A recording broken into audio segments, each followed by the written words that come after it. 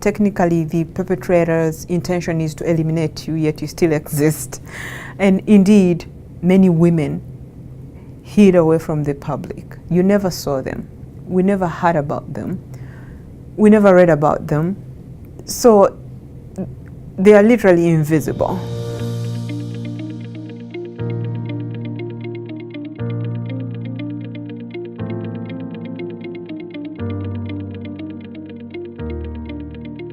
I want to tell you a little bit about the Center for Rehabilitation of Survivors of Acid Violence. It's an NGO in Uganda that I started about 6 years ago after my own acid attack. So this is something that happened to me, and for the first time I got to know about the problem. It's something that happens in the community and no one knows about it. It happens in the United States, but very few people know about it. I did not know it was a problem in my country, Uganda, until it happened to me and I was hospitalized, and I met so many patients as a result of acid attack violence. I was 1 out of 1,000 patients that could speak up for what they felt was right for them. I remember one morning I told the doctor to leave me alone if he wasn't willing to give me local anesthesia to take out the stitches from my eye that had been stitched and closed for 10 days after a surgery. He was doing it with a raw, blunt blade, and I kept telling him it was so painful, and he didn't want to listen. He told me he didn't have enough time, he didn't have all the time to spend on me. He had to go do other things, and I told him, well, if you don't have the time to attend to me, go do your other things. The doctor that has the time to attend to me will come and attend to me and listen to what I have to say.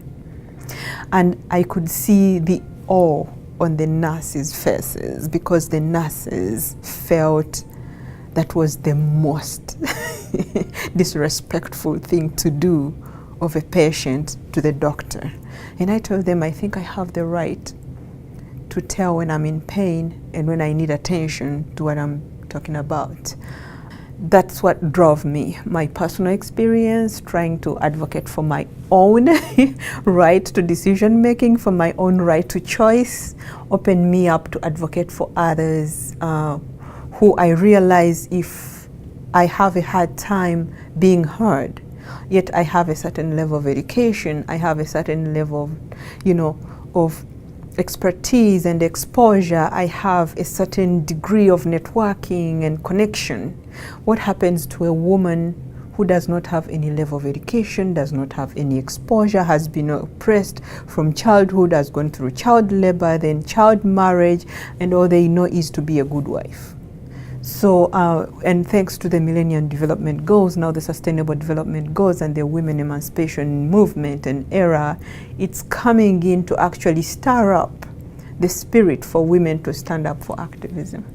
So my goal was to start the organization and bring out the victims into the public eye and let them spearhead the campaign. We had to spearhead the campaign against acid attack violence and demand for inclusion and protection of our rights, using our own voices instead of using a representative voice. And so our organization was an asset-based, community-driven approach to advocacy and lobbying. So now CERESAV, or Center for Rehabilitation, has gained international platform. It was originally created as a Uganda NGO. It is a Uganda-based NGO, but it has international recognition because of the kind of advocacy that we have carried out the past 5 years, carrying out online petitions, using online platforms to petition the government of Uganda to pass laws that protect acid attack victims, to pass laws that restrict the access to chemicals, corrosive chemicals that lead to this kind of damage, which was actually signed at the beginning of 2016. That is a great achievement and victory that we celebrate. And eventually, due to that kind of activism and lobbying and reach out and awareness and sensitization, we gained international platform, and we started collaborations with different organizations that work with acid attack survivors in different countries, including India, Bangladesh, Pakistan, UK, and some survivors here in the US. When you're starting a movement, you always have the passion to create world peace. But one thing I have learned over the years is you cannot create world peace in an overnight. You have to, first of all, be patient, resilient, persistent, and focused. That way you're able to step back a little at some point and reflect on the steps you have taken, and then look again and see if you're right on track towards your goal. And the goal is not a 5-year strategic plan goal. It is not a 10-year strategic goal when you're building a movement. You never know when your movement is going to explode to bring about the change you want to bring. Sometimes it might take forever, but then it is always good to celebrate small achievements that you make along the way, because activism is really draining. Every activist has a passion for what they're advocating for. They have a personal connection and personal attachment to every issue they are advocating for, they are standing up for, and as a result, it can be emotionally draining. For you to be able to recognize the small achievements you're making along the way is very important to keep you energized, or to reignite the fires within you to keep moving forward. Then you have to be willing to acknowledge that change is part of the process. You might lay out your strategic plan, and along the way you have to demolish everything and start all over again. But when you're demolishing everything and starting all over again, you do not step back to start from scratch. You're starting at a certain point, and it is always good to look back at where you demolished from and acknowledge the successes you made in that stage or in that phase, and keep moving. And you have to acknowledge that while you're building that movement, you have to be inclusive of all parties for you to get success. For you to gain the success, to gain the momentum that you want, you have to acknowledge all parties, including your own opponents.